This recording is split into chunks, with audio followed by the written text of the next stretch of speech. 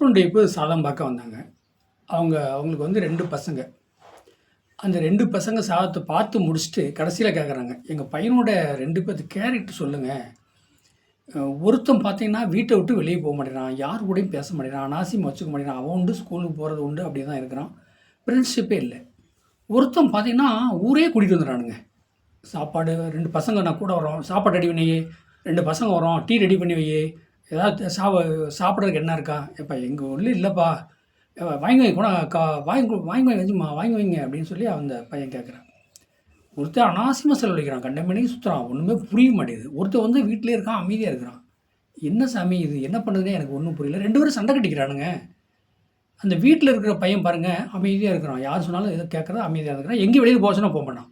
ஆனால் பெரியவன் நீங்கள் அமௌண்ட்டை கொடுத்து இந்த உலகத்தில் எங்கே வேணால் போகிறோன்னா போயிடணுன்றது. அப்படி இருக்கான் அந்த தம்பி. இதுக்கு என்ன கொஞ்சம் விளக்கம் சொல்லுங்கள் அப்படின்னு சொல்லி கேட்குறாங்க. அப்போ 2 பையன் சாதம் என் கையில் இருக்குது. இதில் என்ன காரணம் அப்படின்னு கேட்டிங்கன்னா, கேந்திராதிபதி திரிகோணாதிபதி அப்படிங்கிற ஒரு கணக்கு இருக்குது. இப்போ 1, 5, 9 அப்படின்னா 1ன்னா லக்கணம், 5ன்னா அவங்க பாட்டன், 9ன்னா அவங்க தாத்தன்.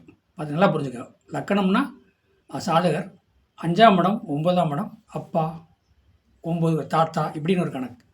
அப்போ இந்த திரிகோணத்தில் வந்து லக்கணாதிபதி வந்து திரிகோணத்தில் இருந்தால் அவர் வீட்டை விட்டு எங்கேயும் போக மாட்டார். பாட்டனை பற்றி பேசுவார், அம்மா அப்பாவை பற்றி பேசுவார், முன்னோர்களை பற்றி பேசிகிட்டே இருப்பார். அமைதியாக பொறுமையாக இருக்கக்கூடிய வாய்ப்பு அந்த சாதகருக்கு இருக்குது. இன்னொரு பையனோட சாதகம் லக்னாதிபதி கேந்திரத்தில் இருக்குது. கேந்திரத்தில் இருந்தால் என்னங்க ஊரே அவருக்கு தெரியும். என்னங்க இன்னாரோட பையன்னு சொல்கிறத விட இந்த பையனோட அப்பா அம்மா தான் இவங்க அப்படின்னு சொல்லுவாங்க. என்னது இந்த பையனோட அப்பா அம்மா தான் அவங்க. அப்போ அந்த பையன் வந்து அவ்வளோ ரீச் ஆயிடுவார். பப்ளிக்கில் எல்லாத்துலேயும் ரீச் ஆவார். மொபைலில் இன்டர்நெட்டு தகவல் தொடர் எல்லாத்துலேயும் அவருடைய ஃபோட்டோ வீடியோ எல்லாமே இருக்கும். அது இன்னொரு பையன் இருக்கார்ல அவர் வெளியிலே வர மாட்டார். மொபைல் நோண்டுவார், தேவையை பார்த்துட்டு கட் பண்ணிட்டு போயிடுவார். எப்படிங்க திரிகோணத்தில் இருந்தால் வீட்டை விட்டு வெளியே போக மாட்டார். பழக்கம் இருக்காது. மற்ற நண்பரை அதிகமாக வச்சுக்க மாட்டார். கேந்திரத்தில் இருந்தால் உலகமே தெரியும், எல்லா நண்பரும் தெரியும், நல்லவன் கெட்டவன் எல்லாமே பழக்கம் இருக்கும். எல்லாமே அவர் ரீச் ஆகக்கூடிய வாய்ப்பு நிறைய இருக்குது. இதாங்க கேந்திரம் திரிகோணம். அப்போ வக்கரத்தில் இருந்தால் ஒரு மாதிரி வரும் பலன். என்னங்க அந்த மாதிரி வந்து கிரக சேர்க்கைக்கு தகுந்த மாதிரி பலன் வரும் ஒரு சாதகருக்கு.